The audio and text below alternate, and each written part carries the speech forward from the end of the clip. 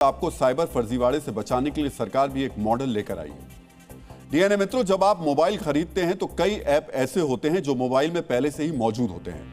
Mobile manufacture करते वक्त factory में ही उन्हें इंस्टॉल कर दिया जाता है। आपको इन्हें गूगल प्ले स्टोर या ऐप स्टोर में अलग से डाउनलोड करने की जरूरत नहीं पड़ती। अब इन्हीं प्री इंस्टॉल ऐप में एक नया ऐप जुड़ने वाला है, लेकिन यह ऐप किसी प्राइवेट कंपनी का नहीं बल्कि भारत सरकार का है। सरकार का दावा है कि इस ऐप से फर्जीवाड़े पर लगाम लगेगी, लेकिन प्राइवेसी को लेकर इस ऐप पर विपक्ष सवाल उठा रहा है। संचार साथी नाम का यह ऐप आप में से कई लोगों के मोबाइल पर पहले से मौजूद होगा। आपने इन्हें डाउनलोड किया होगा, लेकिन अब यह पहले से मोबाइल में इंस्टॉल होकर आएगा। आज इस ऐप वाले सरकार के आदेश को हम डिकोड करेंगे, लेकिन पहले आपको जानना चाहिए कि सरकार ने क्या कहा है। संचार मंत्रालय ने स्मार्टफोन बनाने वाली कंपनियों से कहा है कि वो अपने सभी मोबाइल में संचार साथी ऐप इंस्टॉल कर दें। 28 नवंबर के इस आदेश में सभी कंपनियों को संचार साथी ऐप इंस्टॉल करने के लिए 90 दिनों का समय दिया गया है। इस ऐप को डिलीट नहीं किया जा सकता, यानी आप चाहकर भी इसे अपने मोबाइल से हटा नहीं सकते। जो मोबाइल पहले से लोग इस्तेमाल कर रहे हैं उनमें सॉफ्टवेयर अपडेट के जरिए संचार साथी ऐप को इंस्टॉल करवाने का आदेश स्मार्टफोन कंपनियों को दे दिया गया है। सरकार ने 120 दिनों में अपने आदेश को लेकर स्मार्टफोन कंपनियों से रिपोर्ट मांगी है। अब आपको यह भी जानना चाहिए कि संचार साथी ऐप क्या है, उसके इस्तेमाल को बढ़ावा देने वाला यह आदेश सरकार ने क्यों जारी किया है, इसका मकसद क्या होगा। डीएनए मित्रों, संचार साथी एक सरकारी मोबाइल ऐप है जो भारत सरकार के दूरसंचार विभाग द्वारा विकसित किया गया है। इसी साल जनवरी में संचार साथी ऐप को हिंदी और 21 क्षेत्रीय भाषाओं में लॉन्च किया गया था। यह ऐप टेलीकॉम धोखाधड़ी से आम लोगों को बचाने के लिए लॉन्च किया गया था। सरकार का दावा है कि संचार साथी ऐप से साइबर सुरक्षा को मजबूत करने में मदद मिलेगी।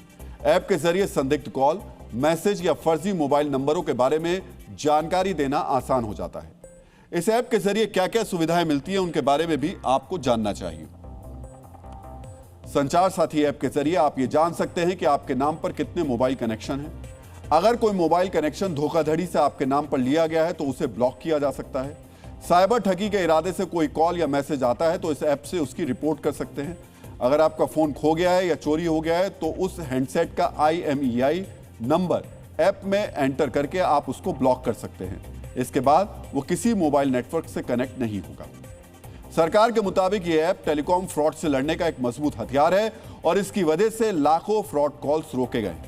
लॉन्च होने के 6 महीने के भीतर लगभग 50 लाख मोबाइल पर इसे डाउनलोड किया गया है। सरकारी आंकड़ों के मुताबिक 37 लाख से ज्यादा चोरी या गुम हो चुके मोबाइल्स को ऐप के जरिए ब्लॉक किया गया है। इस ऐप की मदद से अब तक 23 लाख गुम या चोरी किए गए स्मार्टफोन्स बरामद किए जा चुके हैं।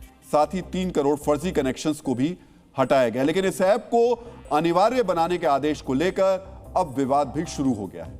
विपक्ष ने सरकार के आदेश को लेकर प्राइवेसी से जुड़े सवाल उठाए हैं। उसे शक है कि इससे किसी व्यक्ति की प्राइवेसी में खलल पड़ सकता है। कौन सी ऐप किस में डालना है, कौन सी फ़ोन में डालना है, ये अपने अपने हिसाब का चॉइस का बात है, कोई इंसिस्ट करने की बात नहीं है।